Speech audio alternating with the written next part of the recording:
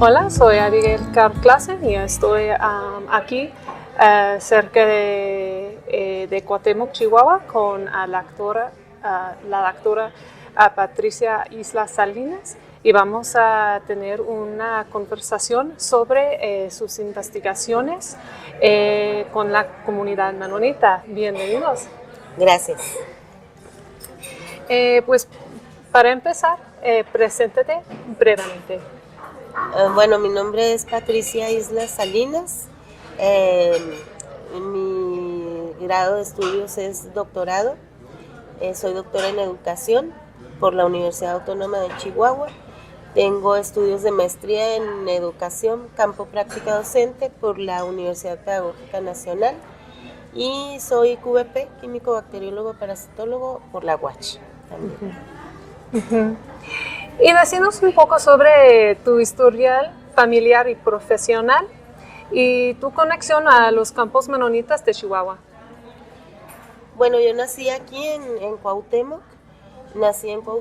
He vivido gran parte de mi vida aquí en Cuauhtémoc.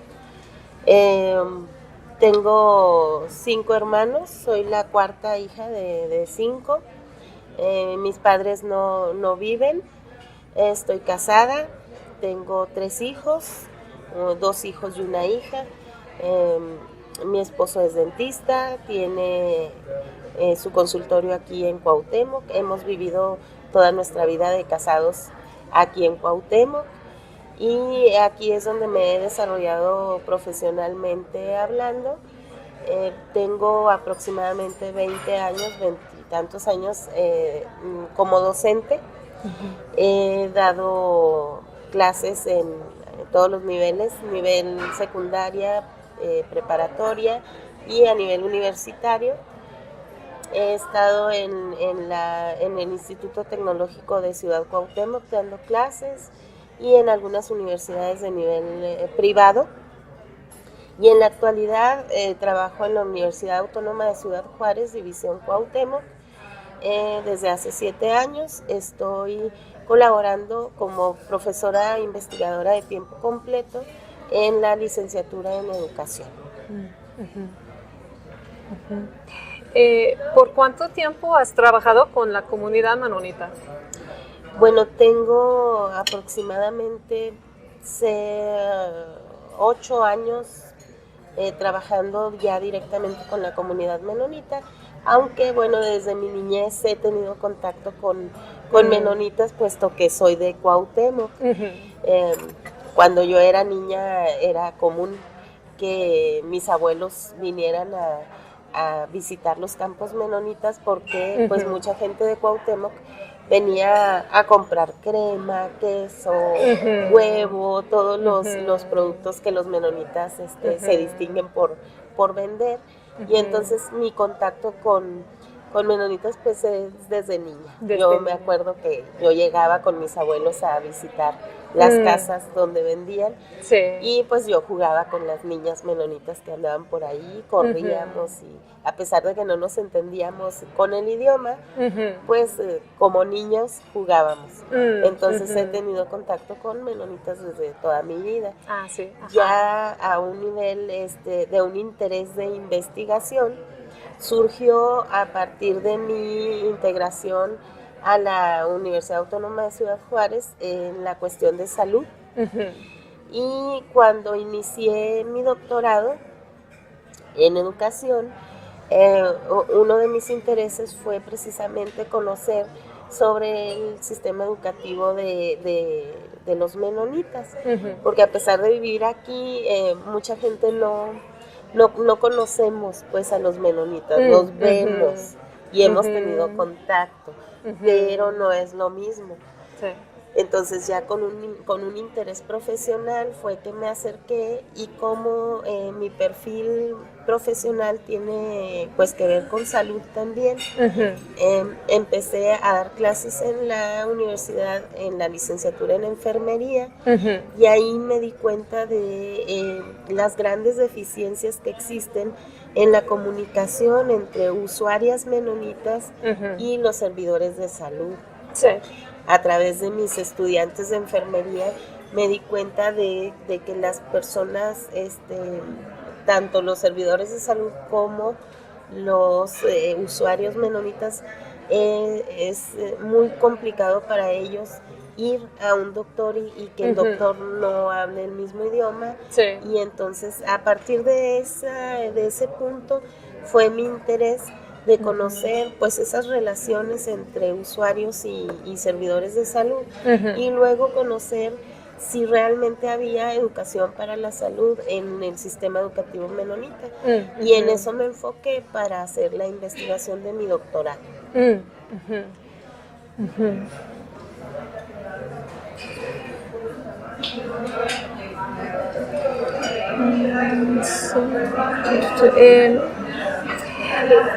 Y cuando empezaste a trabajar con los menonitas, ¿cómo eran las interacciones entre tú y las comunidades menonitas?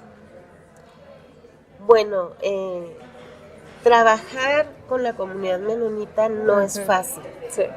Es complicado. Al inicio empecé a visitar lugares como restaurantes, lugares donde tiendas, en donde podía acercarme un poco a mujeres y a hombres menonitas, siempre buscando que hablaran español. Sí. Me fue más fácil con los hombres, puesto que los hombres, la mayoría, hablan el español. Sí. Empecé a explicarles mi interés acerca de conocer acerca de la educación y de conocer cómo era su formación en su familia. Sí.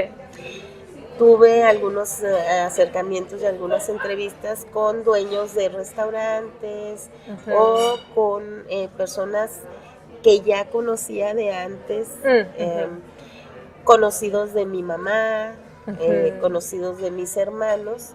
Mis hermanos y mi mamá son comerciantes, sí. Entonces pues toda su vida han tenido contacto con personas menonitas. Empecé por ahí.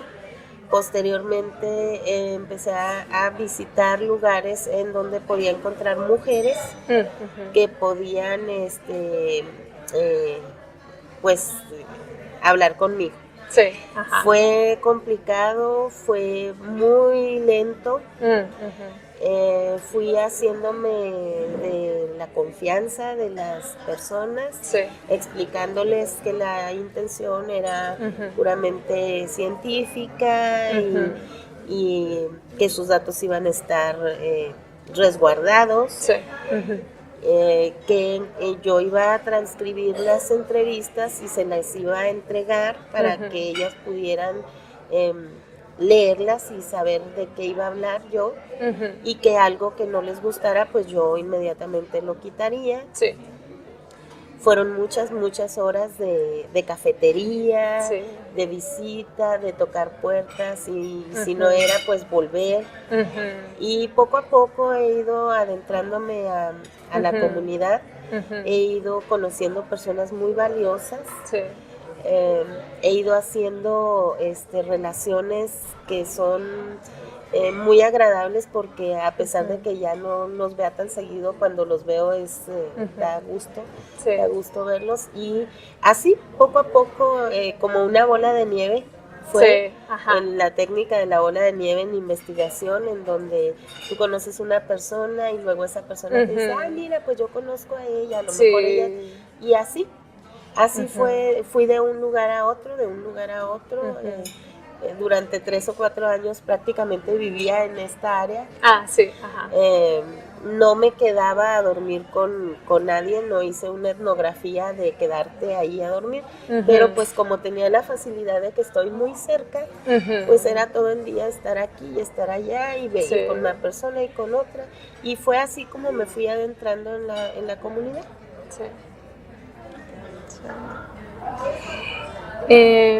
¿Cómo tuviste acceso, especialmente con las comunidades conservadores?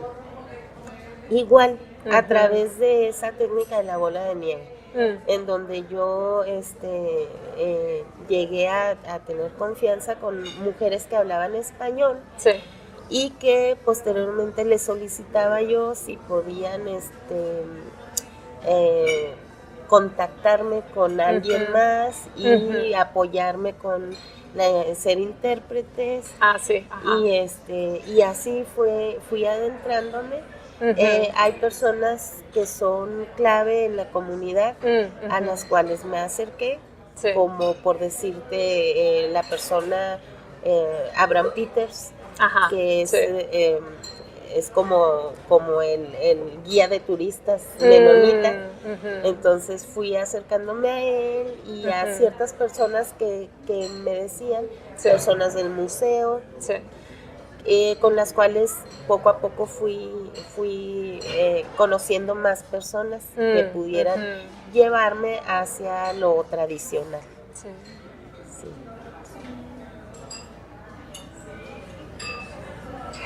¿En qué tipos de promociones usas para tus investigaciones y programas? Promociones no uso. Aquí en Chihuahua hay un programa que se llama, depende del gobierno que exista, pero cuando yo inicié, el programa se llamaba Chihuahua Encuentro con los Menonitas. El siguiente gobierno se llamó Chihuahua Vive con los Menonitas. Y en la actualidad se llama Chihuahua Amanece para los Menonitas. O sea, de acuerdo al gobierno es el nombre. Sí, pero el programa es el mismo. Sí. Cuando yo estaba iniciando mis investigaciones para mi doctorado, me contactó la coordinadora de Chihuahua Vive con los Menonitas. Ella tenía un gran interés en generar investigación acerca de la comunidad. Y ella se me acercó y me dijo que estaba muy interesada, que ella había escuchado que yo podía hacer investigación y que le gustaría trabajar conmigo. Entonces, de esa manera, yo le propuse 3 o 4 investigaciones con las cuales podríamos trabajar en coordinación la Universidad UACJ y el programa Chihuahua Vive con los Menonitas. Esto inició así, posteriormente se hizo ya más personal, ya más yo trabajando con ella en conjunto para generar productos como la revista de hombres y mujeres menonitas destacados. Sí. Surgió de uno de los trabajos que hice con ella. Y bueno, gobierno del estado se encargó de hacer una promoción de esa investigación a través de los ministros de la iglesia, de las diferentes iglesias, los jefes de colonia, de las diferentes colonias menonitas, y no dio muy buen resultado la promoción porque es muy complicado entrar a la comunidad menonita. Entonces los ministros no estuvieron muy de acuerdo y entonces volví a mi técnica de la bola de nieve. En donde conocí una persona y esa persona me dijo ve a otra persona. Hicimos una conjunción de 25 historias de vida y de ahí elegimos 19 que fueron las que se quedaron. Y en general lo que hago es llegar, presentarme, decirles que soy investigadora, que me interesa la comunidad y que sobre todo es a través de la ética y la honestidad. Los menonitas están en cierto modo reservados porque mucha gente viene a estudiar a los menonitas. No soy la única y tú tampoco. Hay mucha gente de muchas partes del mundo que vienen a esta comunidad porque es especial esta comunidad a querer estudiarlos y están hasta cierto modo molestos porque Sí. llegan, investigan 2 o 3 días, se van y escriben unas barbaridades Sí. que no tienen que ver con lo que son los menonitas. Entonces, en ese sentido, yo he sido muy respetuosa. Creo que me consideran una persona confiable y respetuosa y honesta. Sí. Y por eso he tenido aceptación en la comunidad, en familias o así. Y entonces eso creo que es un punto clave si te quieres acercar a la comunidad menonita. Sí. Que vean que tú no haces lo que muchos que vienen y están un día y luego se van y Sí. apuntan 1000 cosas que no son. Sí, exacto. Se generan muchos mitos Sí. acerca de la comunidad menonita. Sí.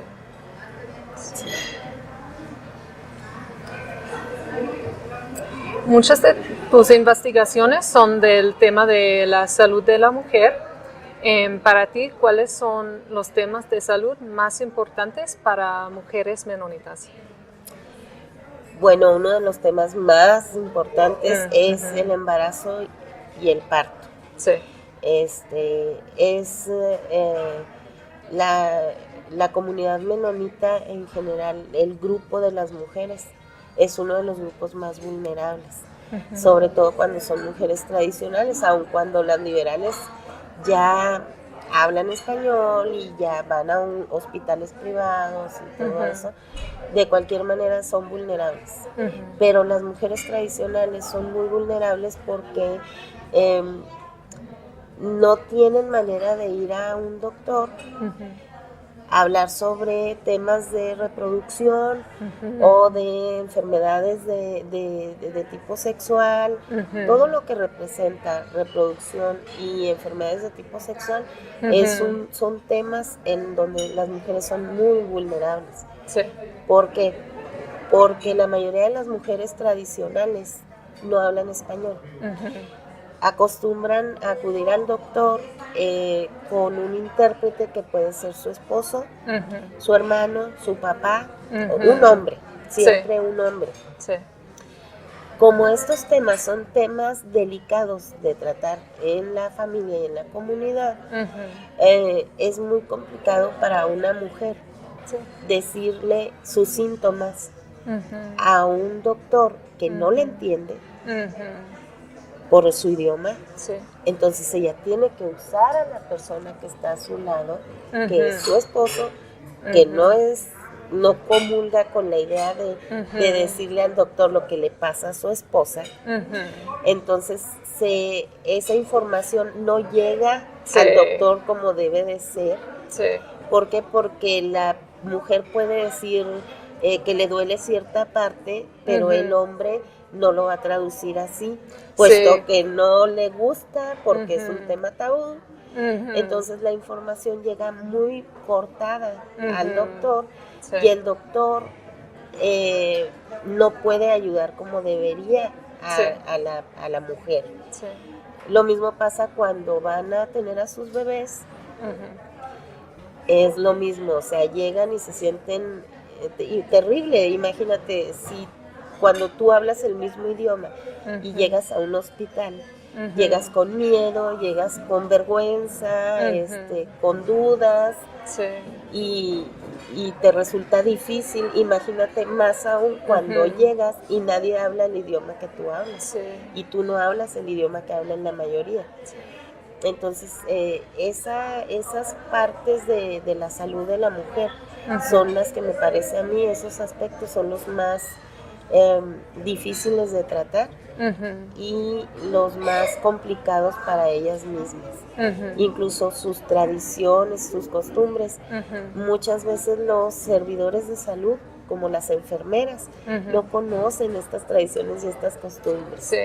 Y a la hora que la mujer llega y se interna en un hospital, no puede decirles lo que ella siente porque ellas no la entienden. Es muy complicado cuando hablamos de diferentes culturas. La mujer menonita tiene una forma de ver la sexualidad, de ver su cuerpo, Y las servidoras de salud que son mestizas no conocen esas formas, entonces hay un choque cultural en el cual sufre la usuaria, pero también sufre el servidor de salud. Sí, exacto. Entonces creo que esos son los temas más complicados con respecto a salud. Y hay algunas trabajadoras de servicio de salud que son menonitas o no. No, en la mayoría no. Aquí en el corredor comercial está una clínica de salud en el campo 6.5. Ahí sí. Ahí las autoridades de salud han visto la necesidad de poner intérpretes. Es la única clínica que tiene intérpretes. Ok, sí. Porque la mayoría de las usuarias son menonitas, puesto que están aquí en esta área. Sí. Entonces, han visto la necesidad de que, bueno, los doctores que son mexicanos tengan intérpretes que les apoyen con las usuarias menonitas. Sí. Pero en el Seguro Social no hay. En las clínicas que están en Cuauhtémoc no hay intérpretes. ¿Y la clínica de Campo 6.5 es privado? No. Es de la Cruz Roja. Está la Cruz Roja ahí y hay una clínica que pertenece a la jurisdicción de salud. Es como un centro de salud. Pero diferente de servicio social. Sí, es entiendo. público. Y ahí es donde tienen intérpretes. Incluso tienen, ahorita en la actualidad, la parte de salud en el sistema de salud mexicano está muy enfocado al respeto de las costumbres y tradiciones de los indígenas. No podemos considerar el grupo de los menonitas como indígena, puesto que no lo son. Es aquí donde resulta difícil, porque los menonitas son vistos como mexicanos, puesto que son mexicanos porque nacieron aquí. Entonces, es difícil respetar sus tradiciones y sus costumbres porque no hay políticas públicas escritas para el respeto de sus tradiciones, como las hay para el respeto de tradiciones de los indígenas. En eso consiste el artículo de Health System que tú leíste. Entonces, es complicado que haya servicios que estén enfocados a los menonitas como tal, como grupo, porque los consideran como mexicanos. Si llegan, por ejemplo, al Seguro Social en Cuauhtémoc a atenderse, pues sabes que son menonitas porque por sus apellidos y sus nombres, pero dentro de las estadísticas de que lleva el Seguro Social no están diferenciados. Estos son menonitas y estos son... Sí, no hay... Todos son mexicanos, o sea, no hay datos sobre... No hay datos. Sí. Entonces sí resulta un poco complicado. Sí. Y el uso de intérpretes pues no se da. Aún no se da. Y imagino que hay pocas personas con las habilidades de ser intérpretes en esta manera. Sí, hay las pocas intérpretes que hay son menonitas. Son mujeres menonitas empoderadas.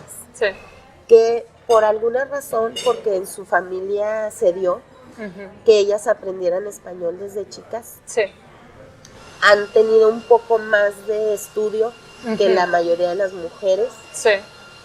Y su carácter es de líder y hacen algo por su comunidad, están preocupadas. Ese tipo de mujeres son las mujeres que sirven de intérpretes a las mujeres tradicionales. Son aquellas a quienes las buscan. Las mismas mujeres las buscan y hombres también. Las buscan para que ellas apoyen en una visita al doctor, por ejemplo. Pero son muy pocas y son de la rama liberal, vamos a decir. Entonces no existen personas calificadas como intérpretes para estar apoyando. en las diferentes instancias, no solamente en hospitales. Por ejemplo, cuando van a tramitar actas de nacimiento o su IFE, que es la ID, Sí. ID card, ellos no pueden hacerlo solos porque no hablan español. Sí. Entonces necesitan de alguien que vaya. Sí. Si no tienen un esposo, no van. O sea, si no hay un hombre a su lado, sí. ellas no pueden hacer nada. Sí. Ni ir al banco, ni hacer. Entonces, pues son muchas situaciones por las cuales se vuelven más vulnerables. Exacto. Y muy isoladas en su comunidad. Sí. Sí, sí, totalmente. Sí.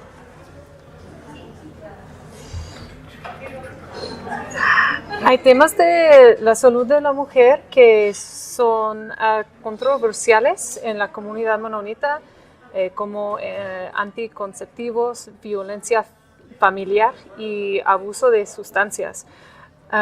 ¿Cómo entras en estos temas en las comunidades menonitas? No entras. Ajá. Aún es muy complicado. Tú puedes hablar de estos temas con mujeres liberales. Las mujeres tradicionales no te dicen nada porque son temas de silencio. Sí. Los temas de llanto y silencio dentro de los menonitas son temas que son muy introspectivos.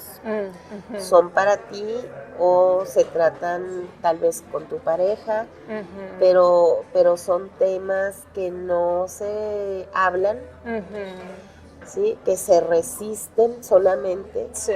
Entonces es muy difícil que tú logres que una mujer tradicional te cuente algo. Sí. Lo que yo he logrado ha sido a través de mujeres liberales, que me han contado acerca de su propia experiencia, de su evolución y pues de familiares o de conocidas, pero es complicado entrar a esos temas. Sí. Entonces pues todavía hay camino que recorrer porque hay que buscar. Sí. Hay que buscar por dónde puedes entrar sin que todo está bastante controlado por ministros de la iglesia. Sí. Entonces, por ejemplo, por darte un ejemplo, cuando yo inicié esto, yo tenía mucho interés en ver si podía dar una especie de cursos sobre educación reproductiva. Sí. Y me acerqué a una enfermera menonita que ella había elaborado un manual muy sencillo, con dibujos así a mano, en blanco y negro, lo menos agresivos que se pudiera. Y yo intenté hacerlo y no se pudo, porque dentro de la comunidad también tienen ese pensamiento. Ellos piensan, no, es que yo no quiero que un mexicano venga y me enseñe a mí, que me va a enseñar un mexicano. O sea, yo quiero que me enseñe menonita, o canadiense, o alemana. Entonces, ¿qué hacen? Hay grupos que traen personas de Estados Unidos, de Canadá o de Alemania a dar esos cursos, pero siempre tienen que ser aceptados primero por los ministros. Ok, sí. Si no es aceptado por un ministro de la iglesia, las mujeres no van a ir. Entonces, mi obstáculo es que soy mexicana. Entonces, aunque yo sepa mucho, aunque yo quiera hacerlo, no se puede. Sí. Y es un obstáculo que han tenido también las autoridades de salud. Sí. Por ejemplo, a través del programa de Chihuahua Vive con los Menonitas, se hacen, y la jurisdicción de salud, se hace algo que se llama ferias de salud. Ok, sí, Y el problema es que poco a poco se ha ido acercando a la comunidad tradicional para que vengan y se hagan las vacunas y se hagan los exámenes de Papá Nicolau y de cáncer de mama, de diabetes, etcétera. Sí. Poco a poco ya van acercándose más. Sí. Pero los temas exclusivos de reproducción sexual no se quieren tocar. Sí. No, igual la parte de adicciones, de alcoholismo, de todo eso, no se quieren tocar. Sí. Son temas muy secretos. Sí. Y también tienes el riesgo de perder el acceso. Totalmente. Yo por eso he sido muy cautelosa. Sí. Poco a poco he ido entrando, pero sí, eso le pasa a los programas gubernamentales. Ellos creen que pueden llegar a la comunidad y decirles, sí, mira, siéntate, te voy a dar un curso de sexualidad. Y ya. Ya. No, sí, no es así. Los menonitas te dicen no y punto. Sí. Y se cierran y vais, ya no hay forma. Sí. Es diferente con los rarámuris. Aquí el problema es que tenemos los dos grupos. Un rarámuri es más fácil de abordar y es más fácil de que te diga que sí, aun cuando su resistencia sea pacífica. Y a lo mejor te dice sí, pero no te está escuchando. Sí. Mientras que un menonita te dice no, no quiero. No lo voy a hacer y no quiero y no me interesa. Sí. ¿Sí? Yo voy a aprender lo que yo quiera. Una característica que tienen los menonitas muy especial es que son autodidactas y son autogestivos. Sí. Cuando hay la necesidad de algo, ellos lo buscan. Y si tú les puedes ayudar en eso, pues te dicen que sí. Pero mientras no se surja la necesidad, no se da. Sí. Entonces no es muy fácil de abordar la educación para la salud. Sí, exacto. Es difícil. Exacto.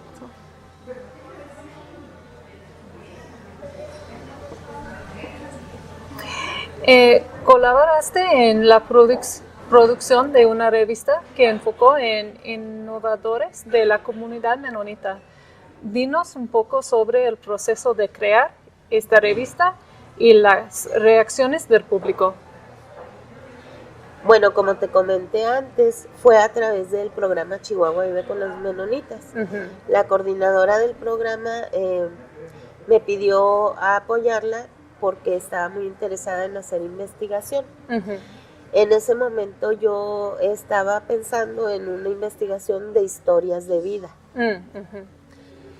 Y la manera de crear algo que les diera orgullo a los menonitas, de ser menonitas. Como poner un referente de personas que son muy valiosas y que han aportado mucho a su comunidad como menonitas, para que los jóvenes menonitas los vieran como un ejemplo. Sí.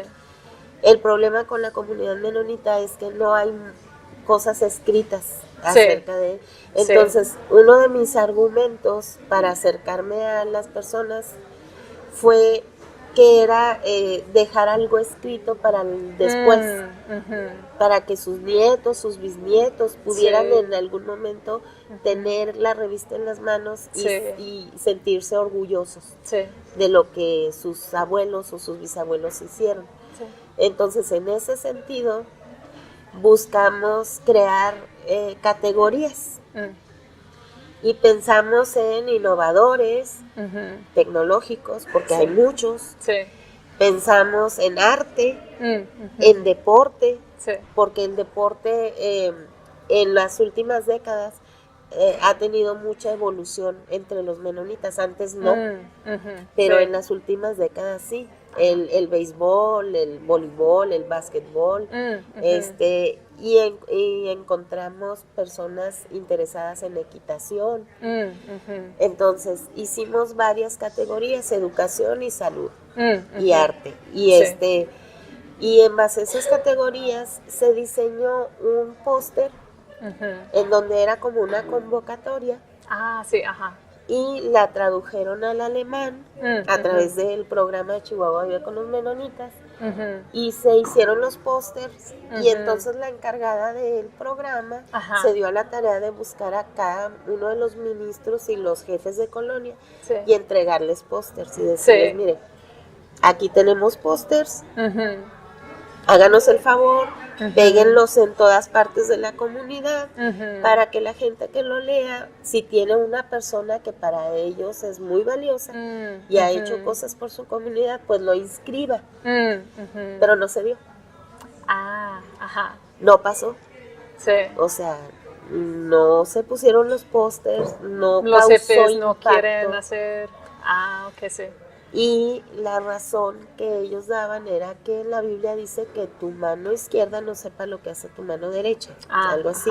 Entonces para ellos era como, yo no tengo por qué presumir mis dones, no tengo por qué hacerlo, o sea, eso va en contra de lo que yo pienso. Entonces, ¿qué hicimos?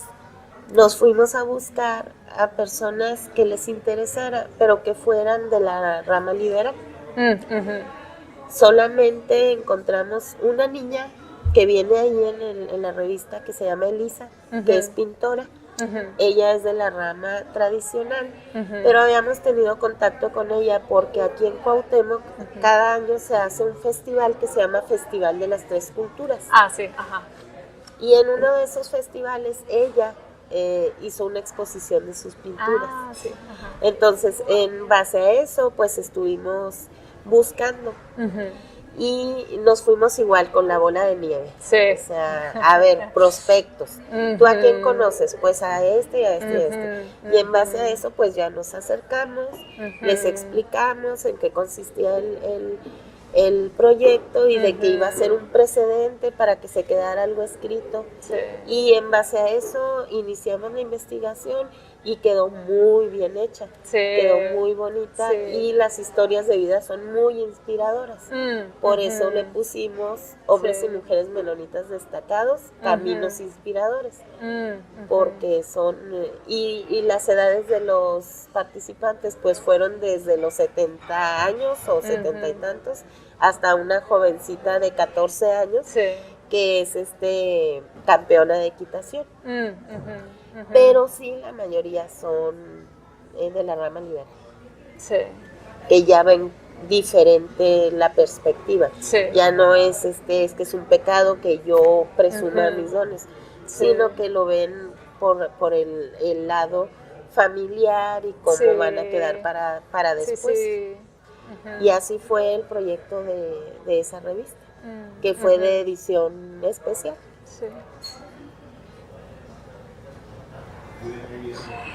¿Quiénes son de esta revista algunas de personas más memorables para ti? Una es ella, Elisa, es la pintora. Es muy inspiradora ella porque su familia es muy tradicional, pero en medio de eso sus papás la apoyan. Cuando yo fui a su casa era muy bonito porque su abuela y su mamá estaban ahí con ella y son totalmente tradicionales y no hablaban español, pero se veía el amor que le tenían a la niña. Otra persona que a mí en lo personal me ha inspirado mucho es don Abraham Peters. Él es una persona que desea que se conozca su cultura, que se respete su cultura, pero también es compartido y él desea que la gente sepa quiénes son los menonitas. Él trabaja mucho en el rescate de la cultura y a mí me parece muy loable lo que él hace, muy bonito, porque pues lo hace sin mayor interés que la gente los conozca. Y tiene ahí dice en la revista que ¿por qué no regresarle a México lo mucho que nos ha dado? Eso a mí me parece muy bonito porque eso es interculturalidad. Eso es el hecho de que tú seas menonita, pero le tengas un agradecimiento al país que te recibió cuando tú más lo necesitabas. Entonces, eso que él habla para mí es muy inspirador. Es una persona como un ángel, me parece. Sí, es muy bonito. Y en general, todas las personas que aparecen ahí en la revista tienen algo especial. El señor Enz, el papá de Verónica y Marcela, aparece ahí. Y ese altruismo que él tiene por apoyar no solamente su comunidad, sino a los rarámuris también, es también para mí, eso significa ser intercultural. Entonces son algunas, batallamos mucho para quitar algunas de las personas porque solamente tenían que ser 19, pero creo que cada una de las personas que aparecen ahí tienen algo muy bueno y muy valioso. Sí. ¿Eres una embajadora de la cultura menonita, la comunidad mestiza? No, no creo. La verdad no. Creo que he tenido suerte. Creo que he sido respetuosa y he tenido, tal vez mi carácter o mi personalidad ha sido lo que me ha ayudado a tener contacto con mucha gente menonita, pero no, de ninguna manera me considero embajadora de nada. Simplemente creo que me gusta mi trabajo y lo hago lo mejor que puedo. Y con el respeto siempre hacia las culturas, no solamente a la menonita. También hago investigación de los rarámuris. Y me gusta mucho esta parte de la cultura y creo que eso se ve y es lo que me ha abierto más puertas. Para ti es una manera de ser en todas las partes de tu vida. Totalmente. Sí, conozco personas de muchas partes del mundo y siempre me parece a mí que si tú respetas una cultura, ellos por lógica te respetan a ti y a tu cultura. Entonces creo que eso es lo más importante. Afuera del trabajo, ¿qué tipos de interacciones tienes con menonitas actualmente? Pues fuera del trabajo no tengo interacciones. Tengo interacciones de amistad, porque a través de la investigación se van... Sí, está bien, gracias. Se van haciendo amistades, como por ejemplo las chicas Enz, sobre todo Verónica, que es a la que más he visto. Empezó como parte de mi investigación, pero si la veo en cualquier parte, para mí es un gusto. Y pensar en hacer proyectos con ella. Igual Tony, por ejemplo, el del museo. Tengo una amiga en el asilo de ancianos que se llama Elena, que fue una de las primeras personas a las que yo me acerqué porque me dijeron que hablaba español. Y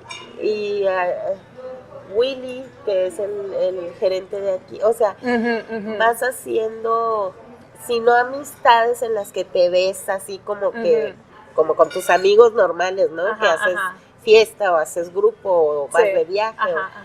No, pero sé que a donde llego puedo tener la confianza de saludar a una persona y platicar con ella de lo que sea. Exacto. Y es interesante porque en esta forma de trabajo, lo personal y lo profesional se mezcla un poco por necesidad para ganar la confianza de la gente. Sí, indudablemente. Hay un refrán en México que se llama que al lugar al que fueres, haz lo que vieres. Entonces, es importante que tú como una investigadora etnográfica te busques la forma no de copiar ni de imitar a los que vas a entrevistar, pero sí tener cuidado. Por ejemplo, yo tengo mucho cuidado con mis estudiantes cuando las invito a mis investigaciones en la forma de vestir. Yo sé que a los menonitas les ofende que no lleves tus hombros cubiertos o que lleves un escote muy pronunciado, Sí, o que ajá. vayas exageradamente maquillada. Sí, ajá, Entonces, ajá. si son cosas que tienen que ver con su cultura y con sus costumbres, yo no puedo permitir que yo ir de una manera que voy a ofender a la vista Sí. de ellos. Sí, exacto. Ni tampoco voy a permitir que mis estudiantes lleguen con un short. Sí, Sí, ajá. entonces son pequeños detalles que Sí. tú tienes que ir viendo.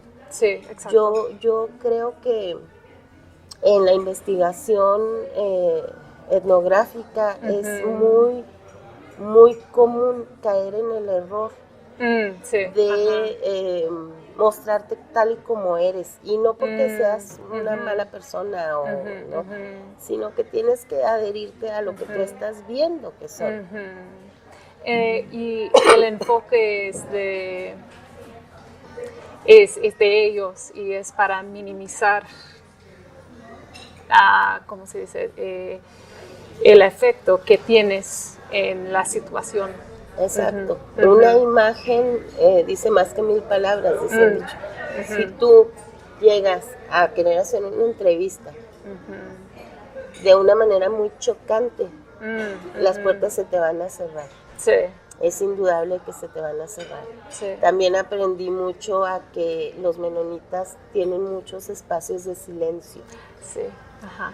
Entonces, si tú como investigador estás atosigando a la persona que te esté hable y hable y hable, no lo logras. Sí. Tienes que respetar, tienes que aprender a leer el lenguaje corporal de las personas. Sí. Tienes que aprender a respetar esas partes de silencio o saber hasta dónde esa pregunta está haciendo algo más o removiendo alguna emoción en una persona, y si no es prudente, pues ya no sigues. Sí. Entonces, todas esas cosas que tú como investigador haces son muy importantes cuando te acercas a los menonitas. Sí. No puedes acercarte de una manera muy agresiva, Sí. muy visual, muy no, Ajá. porque te van a rechazar. Sí. Sí.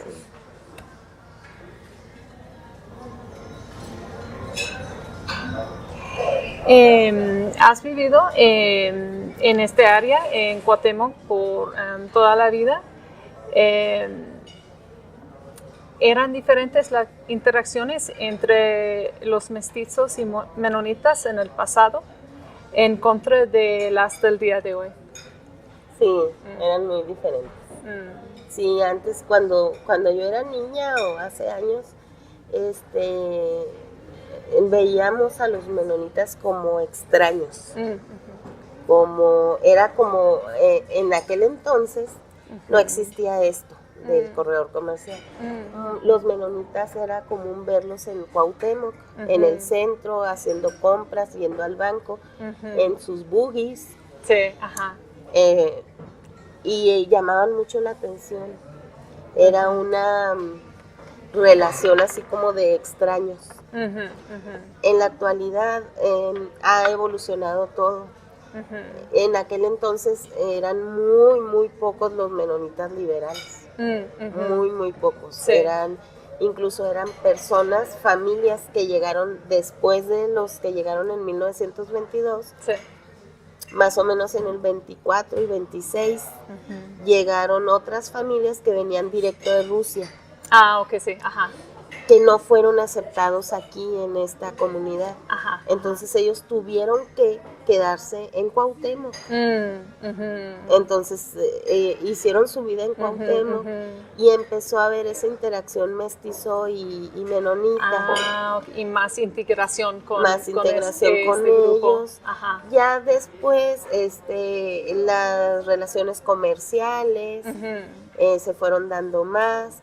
Y en la actualidad pues ya es muy común ver matrimonios mixtos, por ejemplo. Sí. Ajá.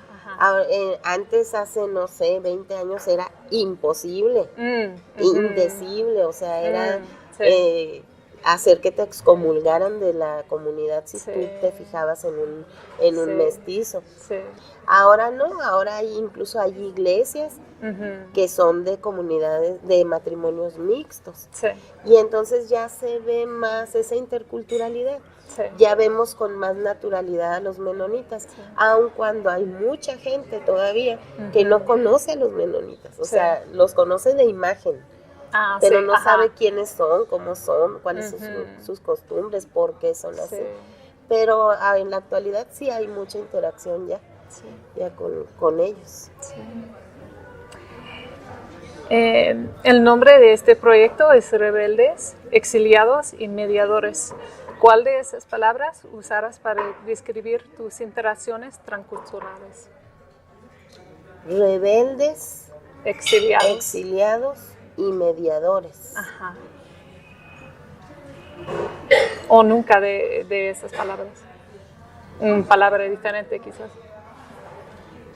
No sé, tal vez me quedaría con mediadores. Sí, Si ajá. uso mi investigación, Sí. lo que yo he hecho, Ujú. tal vez me quedaría con mediadores, puesto Ujú, que ujú. creo que es parte de lo que Sí. yo soy, Mm, un poco mediadora entre venir con ellos, ujú, hacer una investigación, Ujú. mostrarles qué es lo que yo estoy haciendo y luego ir afuera, Sí.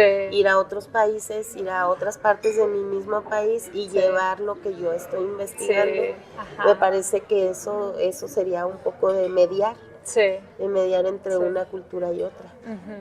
Creo que sí, me quedaría con eso. Sí. Para ti, ¿cómo serán las interacciones entre la comunidad mestiza y la comunidad menonita en el futuro? Creo que los menonitas están siendo alcanzados por la modernidad. Ujú. Creo que en el futuro va a haber más apertura. Ujú. Me gustaría que no pierdan su Ujú. identidad cultural, Sí. que conserven y que eso, pues, ellos tienen 500 años luchando Ujú. por conservarse. Ujú. Sin Ujú. embargo, Ujú. están en un mundo globalizado Sí, ajá. y el mundo globalizado los está alcanzando. Ujú. Y ya hay el hecho de que necesitan tecnología, necesitan interacción con otros grupos. Sí. Es muy complicado y los hace muy vulnerables Sí. el estar tan aislados como desean estar. Sí. Entonces eso poco a poco se va perdiendo. O sea, aunque no quieran, van Sí. perdiendo ese aislamiento. Sí. Y creo que en el futuro las relaciones van a ser más interétnicas, Ujú. más interculturales, Sí. pero también con el nuevo pensamiento Ujú. científico y de nivel popular que Ujú. hay de la conservación de las culturas, Sí. muy probablemente continúen conservándose, Ujú. como lo dicen los liberales. Ujú. O sea, yo soy menonita y Ujú. tengo mis costumbres y mi cultura. Veo la Ujú. vida de diferente manera que los tradicionales, pero no dejo de ser menonita. Ujú. Eso a mí me gusta Sí. y me parece muy correcto que utilicen, por ejemplo, la tecnología, las redes sociales, etcétera, Ujú. para darle promoción a su cultura Sí. y querer conservarla, como en el caso del museo. Eso me parece muy bien y creo que al paso del tiempo Sí. eso va a tener que pasar, va a haber más interculturalidad. Sí. Pues muchísimas gracias por compartir y hablar con nosotros. Muchas gracias a ti por la entrevista.